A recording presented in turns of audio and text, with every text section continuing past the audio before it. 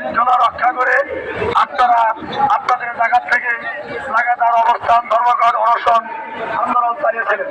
সেই ধারাবাহিক অবস্থায় আমরা বর্তমান মাসে সময়ে গত 18 আগস্ট থেকে আজকে 23 আগস্ট আজকে পঞ্চম দিনের মতো অবস্থান ধর্মঘট চালিয়ে যাচ্ছে।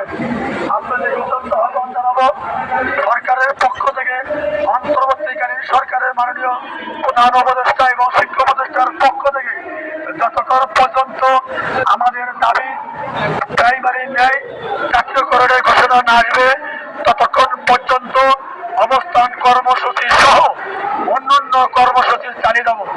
এই ধরনের কর্মসূচি বাস্তবায়নের লক্ষ্যে আপনাদের পক্ষ থেকে এবং আমাদের কেন্দ্র কমিটির পক্ষ থেকে দেশের সকল স্বতন্ত্র মেধাবী শিক্ষক শিক্ষিকা ভাইদেরকে এই জাতীয় প্রেস ক্লাবে দাবি আদায়ের লক্ষ্যে আন্দোলন সফল করার জন্য আমরা আসার জন্য আহ্বান জানাচ্ছি।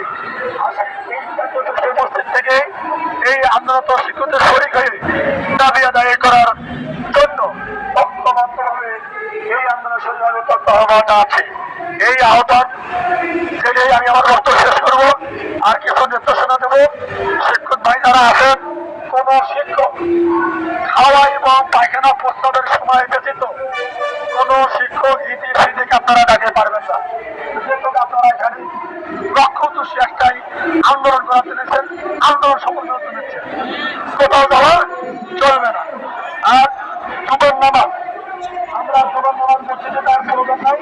আমরা মুসাফির 2 রাকাত ফজরের নামাজ এখানে পড়বো।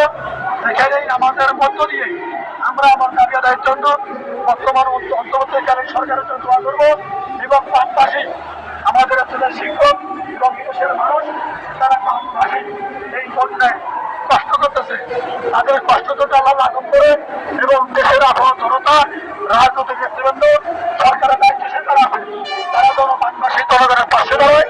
এই জন্য আমরা তাদের জন্য দোয়া করবো এবং তাদেরকে পাশে দাঁড়ার জন্য আমরা উদ্যোক্ত আহ্বান জানাবো। এটাই আমাদের মূলত আজকে এই জাতীয় প্রেস ক্লাবের সমান থেকে অবস্থান ধর্মঘট থেকে এটাই আমাদের অঙ্গীকারবদ্ধ। এই অঙ্গীকারবদ্ধ থেকেই আন্দোলন সফল করার আহ্বান জানিয়ে আমি আমার বক্তব্য শেষ করলাম। খোদা হাফেজ। জিন্দাবাদ। শিক্ষকের আন্দোলন সফল হোক। জিন্দাবাদ।